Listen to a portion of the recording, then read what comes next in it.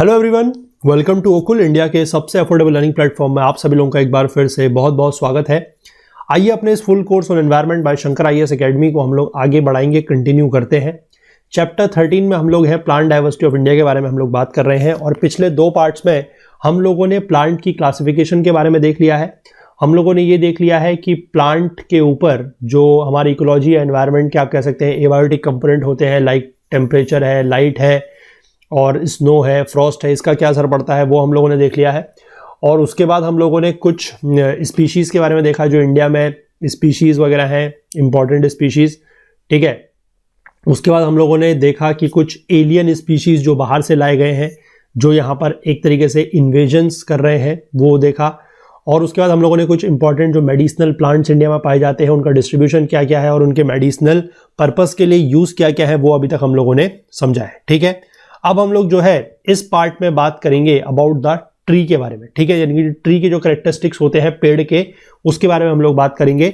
और ये वाला जो पार्ट है ये इस चैप्टर का लास्ट पार्ट रहेगा और इसके साथ हमारा ये जो चैप्टर है वो कंप्लीट हो जाएगा। तो आगे बढ़ने से पहले मैं एज यूजुअल आप सभी लोगों से एक बार फिर से रिक्वेस्ट करना चाहूंगा कि जो लोग इस कोर्स को, इस वीडियो सीरीज को फॉलो कर रहे हैं, जिनको ये पसंद आ रही है, वो ज़्यादा से ज़्यादा वीडियोस को लाइक करें, ज़्यादा से ज़्यादा शेयर करें अपने दोस्तों के साथ, कलीग्स के साथ, ताकि हमारे इन कोर्सेज का फ़ायदा जो है वो ज़्यादा से ज़्यादा लोगों तक पहुंच सके। और बाकी जो लोग चैनल पर नए हैं, जिन्होंने चैनल को सब्सक्राइब नहीं किया है, उन लोगों से भी मैं रिक्वेस्ट करूंगा कि आप लोग चैनल को जरूर सब्सक्राइब कर लें और बेल आइकन प्रेस कर लें, ताकि जो भी हमारी तरफ से नया वीडियो पोस्ट होता है वो आप लोगों से बिल्कुल भी मिस ना हो।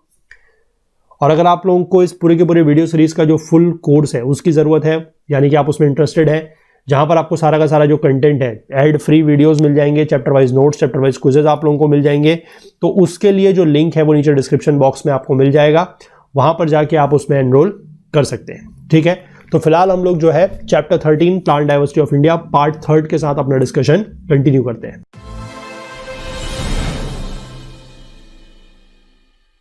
देखिए, हम लोग बात करेंगे ट्री कैरेक्टर्स को लेकर। तो सबसे पहले बात है टाइप्स ऑफ ट्रीज, ठीक है। हालांकि ये टॉपिक या जो इस तरीके की बातें हैं वो हम लोग पहले भी कर चुके हैं, यहाँ पर भी हमने इस कोर्स में भी करी है और हमने जो हमारे ज्योग्राफी के कोर्सेज हैं वहाँ पर भी बात करी है, लेकिन यहाँ पर ये फिर से इस चैप्टर में दिया गया है। तो यहाँ पर देखते हैं क्या है। There are two main types of trees, दो प्रकार के पेड़ होते हैं, जिसमें एक होता है डेसिडुअस और दूसरा होता है एवरग्रीन, ठीक। डेसिडुअस ट्रीज जो होते हैं ये क्या होते हैं? डेसिडुअस ट्रीज होते हैं they lose all there leaves for part of the year, यानी कि कभी ये ट्रीज ऐसे होते हैं कि अपने सारे के सारे जो लीव्स हैं या जो पत्ते हैं वो गिरा देते हैं, ठीक। In cold climates this happens during the autumn so that the trees are bare throughout the winter, ठीक है।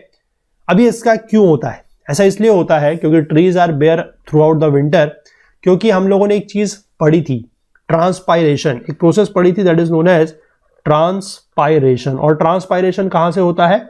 थ्रू दी लीव्स, ठीक है ना। लीव्स के थ्रू ट्रांसपायरेशन होता है।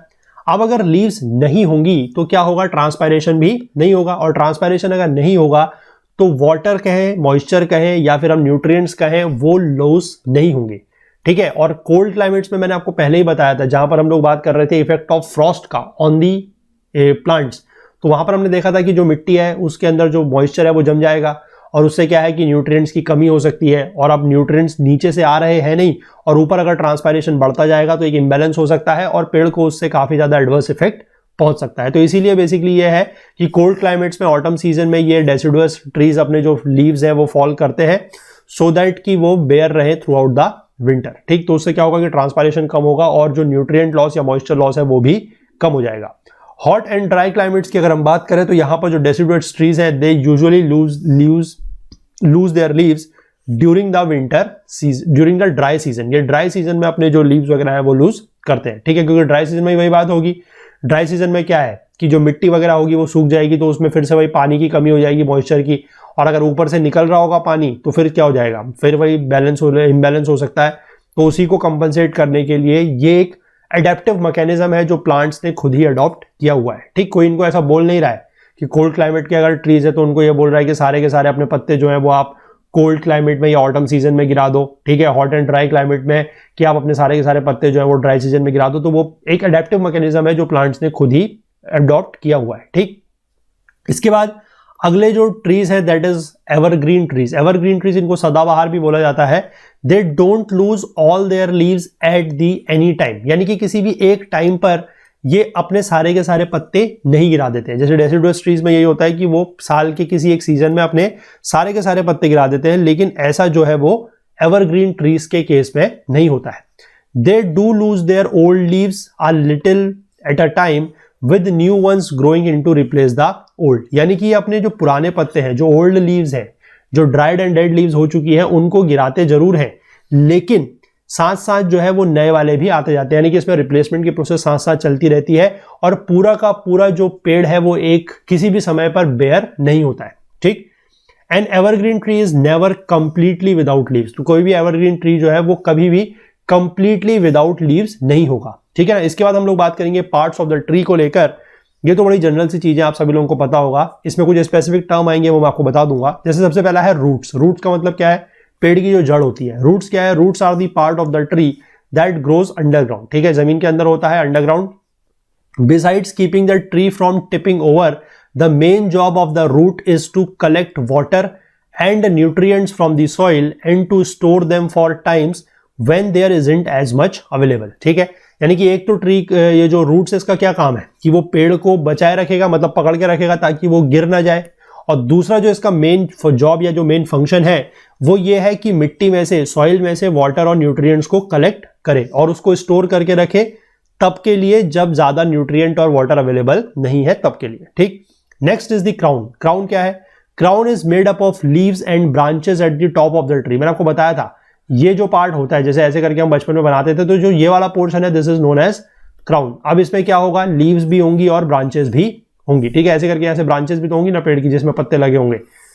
तो the crown shades the roots, collects energy from the sun. अब यहां पर क्या है? नीचे यहां पर रूट होगी, तो ये रूट के ऊपर क्या कर रहा है? एक तरीके से यहां पर पूरा का पूरा शेड बन जाएगा, है ना। तो रूट के ऊपर ये शेड बनेगा और साथ ही साथ ये सन से जो एनर्जी है, कौन सी एनर्जी है? Solar energy, which is useful for photosynthesis, उसको कलेक्ट करेगा and allows the tree to remove extra water to keep it cool. और जो एक्स्ट्रा वाटर होगा उसको ये लूज करेगा थ्रू दिस क्राउन ओनली, जो प्रोसेस है transpiration, which is similar to sweating in animals. ठीक है। इसके बाद लीव्स। लीव्स यानी कि पत्ते। They are the part of the tree that converts energy into food, यानी कि एक तरीके से आप कह सकते हैं they are the kitchen. Kitchen मतलब जहां पर खाना बनता है, तो किचन ऑफ द प्लांट क्या है? दैट इज लीव्स, क्योंकि लीव्स ही जो है वो खाना बनाती है। ठीक है, एनर्जी को फूड में कन्वर्ट करती है, that is basically sugar. Leaves are the food factories of the tree. Food factories बोल सकते हैं, किचन बोल सकते हैं। ठीक है। They contain a very special substance called chlorophyll. इनमें क्या होता है? एक सब्सटेंस होता है जिसका नाम होता है क्लोरोफिल, और क्लोरोफिल ही वही सब्सटेंस है जिसकी वजह से जो लीव्स हैं उनका कलर कैसा होता है? ग्रीन। ठीक है, ये सब चीजें तो जनरल है, बचपन में आप लोगों ने साइंस में पढ़ते आ रहे हैं।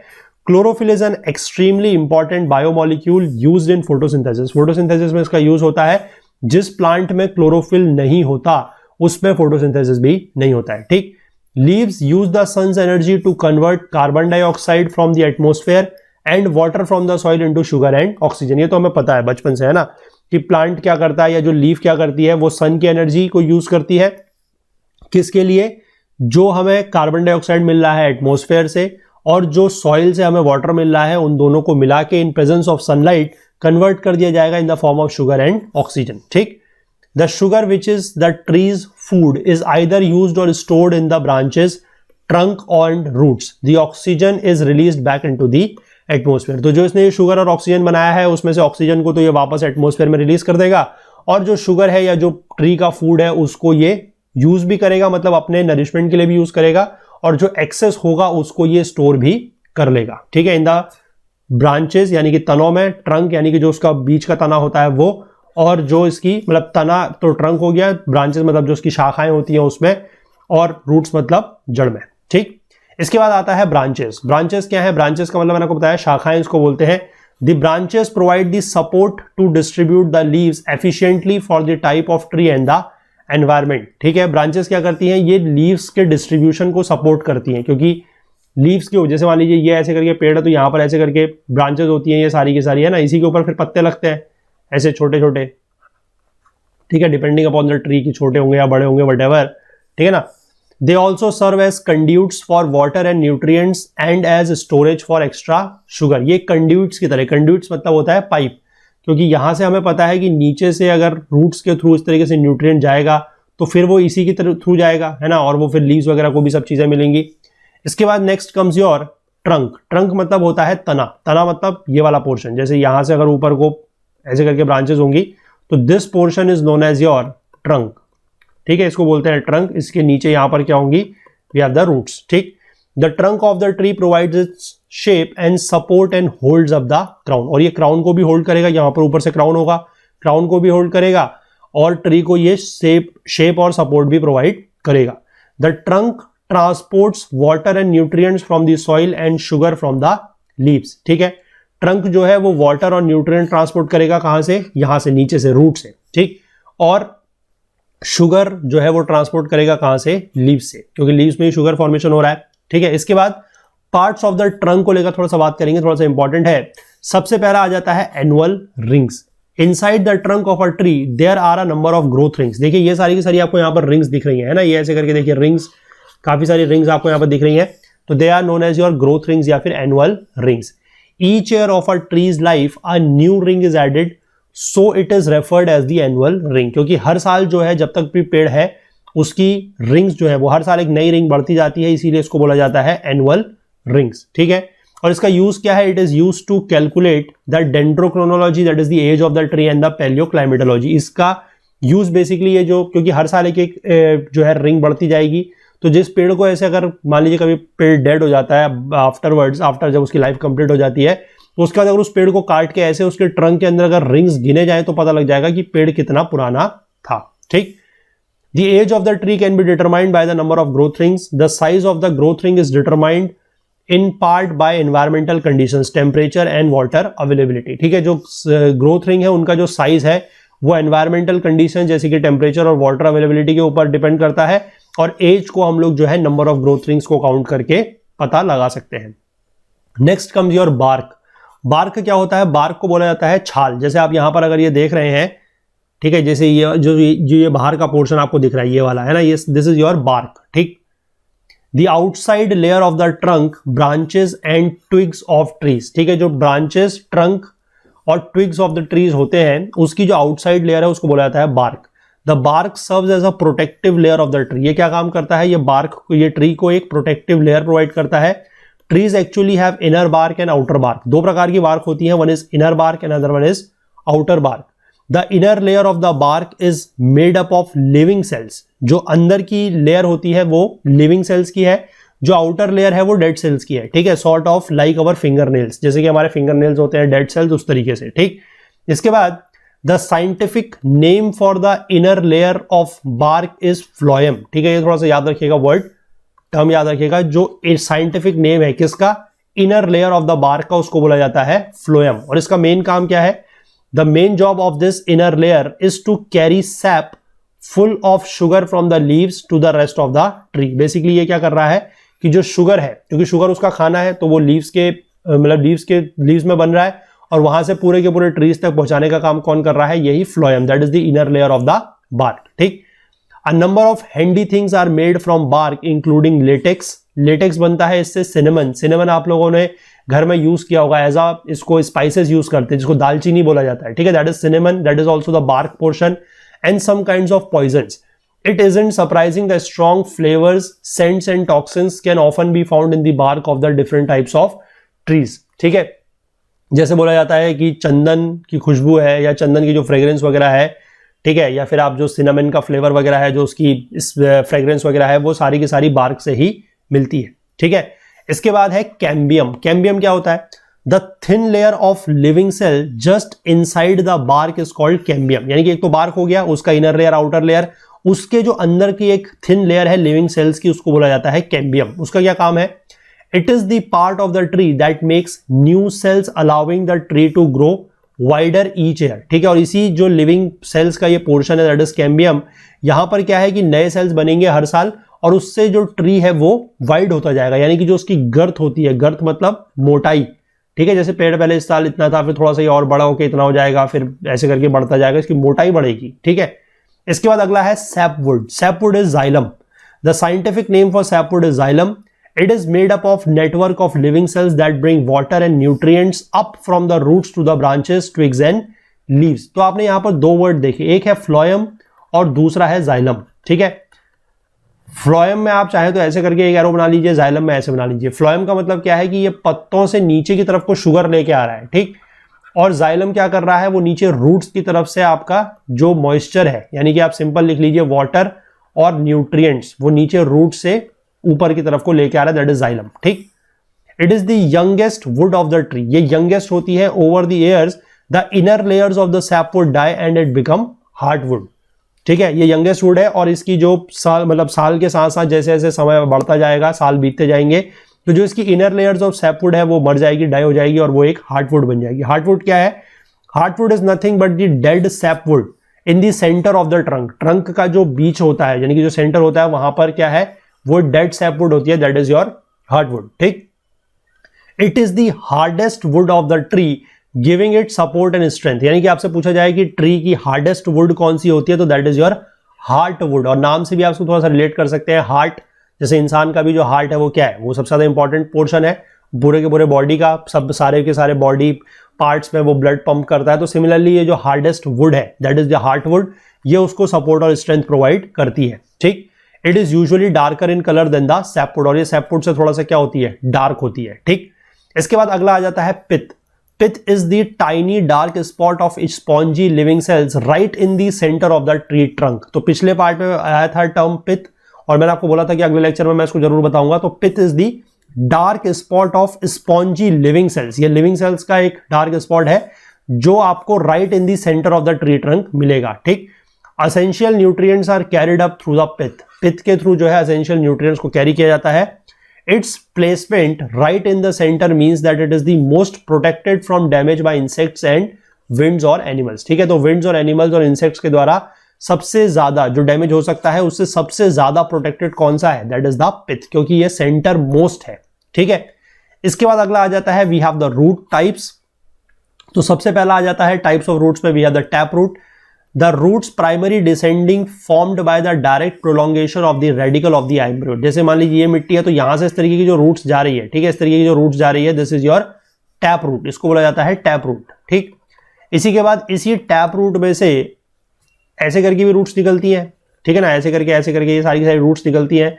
तो these are known as your, इन्हीं को बोला जाता है लेटरल रूट्स. ठीक है, these are known as lateral roots. ये लिखा है इसमें, the roots that arise from the tap root and spread laterally to support the tree. These are your lateral roots. ठीक, इसके बाद अगला है adventitious root. Adventitious roots क्या होती है? Roots that are produced from the part of the plant other than the radical or its subdivision. ये radical और subdivision से नहीं बनती है. The following kinds of adventitious roots are commonly found in trees. इसके बारे में हम लोगों ने पहले भी बात करी हुई है, जो बेसिकली हमने मैनग्रोव वगैरह को लेकर बात की है. ठीक है ना, जैसे कि बटरेस रूट होती है. They are the outgrowth formed usually vertically above the lateral roots and thus connect the base of the stem with the roots. ठीक है, base of the stem को ये root से connect कर, जैसे कि ऐसे करके roots होती है, यहां पर ऐसे करके, है ना, यानी कि base of the stem को root से connect करे, that is known as a buttress root. They are formed in the basal portion of the stem. stem का जो base होता है वहां पर से जुड़ती है. Example in the case of silk cotton tree. इसके बाद अगला है prop roots. They are produced from the branches of the tree which remain suspended in air till they reach the ground. On reaching the ground they enter into the soil and get fixed. जैसे कि banyan tree, जो बरगद के पेड़ में आपने देखे जिस तरीके से शाखाएं निकलती हैं. ठीक है, जैसे मान लीजिए ऐसे करके पूरा का पूरा पेड़ है, तो यहां से कोई शाखा निकलेगी और वो ऐसे करके मिट्टी में यहां जाके नीचे चली जाती है, ऐसे करके, है ना. तो that is known as your prop roots. Next comes your stilt roots. Stilt roots क्या होती है? These are the adventitious roots which emerged from the butt of a tree. ये ट्री के जो बट होता है उससे निकलती है above the ground level, so that the tree appears as if supported on flying buttresses. तो ऐसा लगता है कि ये flying buttresses के ऊपर ट्री जो है वो सपोर्टेड है. एग्जाम्पल है इसका राइजोपोरा स्पीशीज ऑफ मैनग्रोव्स. हमने मैनग्रोव्स के केस में ये सारे के सारे जो है आपको फिगर के साथ समझाए हुए हैं, इसलिए मैं यहां पर जो है आप लोगों के लिए इसमें फिगर वगैरह इंक्लूड नहीं करी है. ठीक है, next comes your pneumatophores. Pneumatophores क्या है? It is a spike like projection of the roots of swamp and mangrove tree above the ground. ठीक है, न्यूमेटोफोर्स भी हमने बात करी हुई है on the mangroves only. It helps the submerged roots to obtain oxygen. जो सबमर्ज्ड रूट्स होती है, यानी कि जो पानी वगैरह में डूबी हुई रूट्स हैं, उसको ऑक्सीजन सपोर्ट करने में ये हेल्प करती है, ऑक्सीजन ऑब्टेन करने में ये हेल्प करती है. एग्जांपल है Heritiera spp and Bruguiera spp, ठीक है, these are the types of mangroves only. इसके बाद अगला आ जाता है हिस्टोरिकल रूट्स। हिस्टोरिकल वर्ड हमने कल भी पढ़ा था, ठीक है, मतलब जब पहला लेक्चर पढ़ा था वहां पर हमने बात करी थी हिस्टोरिकल रूट्स की। They are the roots of the parasitic plants that can absorb water and nutrients from other plant. Example is mistletoe, ठीक है, that is viscum album and dodder, इसमें होती है हिस्टोरिकल रूट्स। तो ध्यान रखिएगा historical roots are present in the parasitic plants. Next comes your storage roots. Storage roots are the modified roots for storage of food और water, जैसे कि carat. Carat मतलब आपका जो गाजर वगैरह है, वो बीट यानी कि चुकंदर वगैरह जो है, they are the storage roots. They include some tap roots and tuberous roots, ठीक है, इसमें टैप रूट्स और ट्यूबरस रूट्स प्रेजेंट होती है। Next comes your canopy classification. Relative completeness of canopy that is classified into 4 types, ठीक है। Canopy का मैंने आपको बताया था, जैसे कि यहां पर अगर मैं इसको एक ऐसे जनरल बनाता हूं, मान लीजिए ये वाली जो चीज है, तो इसी को हम बेसिकली कैनोपी भी बोलते हैं, इसी को हम बेसिकली क्राउन भी बोलते हैं, ठीक। ये basically relative completeness of the canopy बताएगा। अब इसको देखिए, बेसिकली ये जो डेंसिटी यहां पर लिखी गई है कि 1 और 0.75 और ये सब, ये कैसे देखते हैं। मान लीजिए ये पूरा का पूरा कैनोपी है, इसके नीचे का जो एरिया होगा उसका एक प्रोजेक्शन लिया जाएगा ऐसे, ठीक है, ऐसे करके इसके छोटे छोटे पार्ट्स जो है वो इसको कट किया जाता है। This process is basically known as rasterization, ठीक है, रेस्टराइजेशन इसकी प्रोसेस को बोलते हैं। ज्यादा इस पर जाने की आपको जरूरत नहीं है, ठीक है। तो बेसिकली होता क्या, आप जैसे ये पूरा का पूरा पेड़ है, ठीक, इस पेड़ को अगर मैं ऐसे कलर कर देता हूं, सपोज करिए ग्रीन कलर से, ये पूरा का पूरा पेड़ है, ऊपर का हिस्सा जो इसकी कैनोपी है। अब इस पूरे के पूरे कैनोपी में ऐसा तो है नहीं कि ये पूरा का पूरा ढका हुआ होगा, मतलब हर ट्री में तो ऐसा नहीं होगा, बीच बीच में से कहीं कहीं पर खाली भी होगा, तो नीचे रोशनी आएगी। अब जो यहां पर नीचे इसकी ऊपर से सनलाइट आती है, जैसे यहां पर अगर हम सनलाइट बना लें ऐसे, जस्ट फॉर आवर एग्जांपल, तो जो सनलाइट ऊपर है, तो नीचे कहीं कहीं पर आपको जैसे ऐसे करके कुछ सनलाइट दिखाई देगी, ठीक है, और बाकी रीजन में क्या होगा, you will see the darkness. वहां पर आपको सनलाइट नहीं दिखाई देगी, वहां पर आपको क्या दिखाई देगा, वहां पर आपको शेडो दिखाई देगी, यानी कि इस तरीके का डार्कनेस दिखाई देगा। तो हम क्या करते हैं, इस पूरे के पूरे एरिया में से हमने जो एक ग्रिड बनाया है, इसका टोटल एरिया लेंगे और उसमें से हम लेंगे जो ये शेडेड पोर्शन है वो, और उसका एक रेशियो निकालेंगे, ठीक है। आप कह सकते हैं the ratio of shaded portion over the total portion, या शेडेड इसको मत देखिए, आप इसको लिख लीजिए शेडो पोर्शन, जहां पर इसकी छाया पड़ रही है, शेडो पोर्शन ओवर टोटल, ठीक है। तो वो हमारा बेसिकली आपका जो कैनोपी की डेंसिटी है वो बताएगा। जैसे कि अगर हम बात कर लेते हैं क्लोज्ड, क्लोज्ड मतलब जहां पर डेंसिटी 1 है, यानी कि सारा का सारा जो एरिया है नीचे का वो पूरा का पूरा ढका हुआ है, यानी कि ऊपर इसका मतलब क्या है कि जो पेड़ है वो काफी ज्यादा क्या है, डेंस है। तो उस तरीके के पेड़ को बोला जाता है क्लोज्ड फॉरेस्ट या क्लोज्ड ट्री, ठीक है, जहां पर डेंसिटी इज 1 और आप कह सकते हैं 100%, ठीक।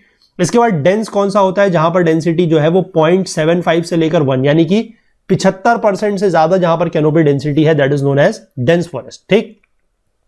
थिन फॉरेस्ट वो होता है, या थिन ट्री उस तरीके को बोलते हैं, which has the density of 0.5 to 0.75, यानी कि 50 से 75%, यानी कि इस पूरे के पूरे रीजन का 50% या 75% तक में शेडो होगा और बाकी रीजन खुला हुआ होगा, that is known as thin forest, ठीक। और ओपन क्या होगा, जहां पर जो डेंसिटी है वो 50% से कम होगी, ठीक है, that is known as your open forest, ठीक। ये चीज मैंने आपको यहां पर समझा दी कि कैसे इसको हम लोग कैलकुलेट करते हैं।